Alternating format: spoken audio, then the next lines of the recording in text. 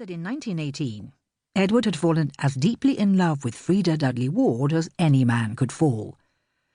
From then on, he was never not under the influence of one woman or another. There was always a grande affaire going on, alongside a continuous series of petites affaires that occurred in whichever part of the empire the Prince of Wales was in at the time.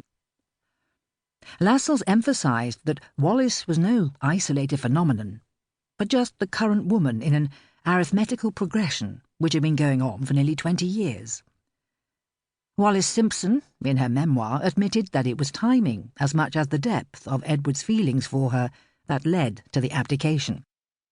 She explained that as Prince of Wales, his loneliness could be lessened by passing companionships, but as king, that would have been difficult. The time had come for him to marry, and it was her fate to be the object of his affection at that moment. This book is about the other women Edward adored before Wallis dominated his life. Once under Wallis's control, he never openly admitted the importance of the women he loved before. However, in his memoir, written decades after these affairs, he did hint at his romantic past. He explained that there had been moments of tenderness, even enchantment, and without these experiences, his life would have been almost intolerable. Part 1 of this book seeks to recapture those first enchantments and analyse their pivotal role in shaping the man he became and his later choices. It describes the relationships the prince had with 3 women. First, Rosemary Leveson Gower, the girl he wanted to marry. Then, his long-term married mistress, Freda Dudley Ward, and finally, Thelma Furness, his twice-married American lover, who inadvertently paved the way for Wallis. This section looks at these women's lives before the heir to the throne entered their world and transformed it.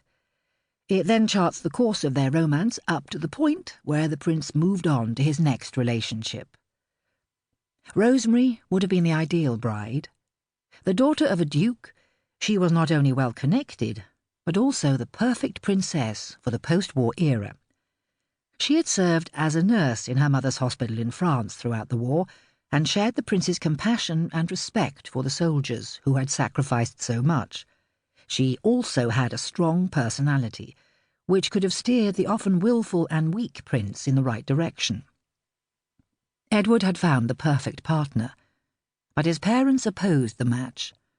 It seems they were worried that the racy family of her mother, Millicent, Duchess of Sutherland, might cause embarrassment. It was a fateful decision.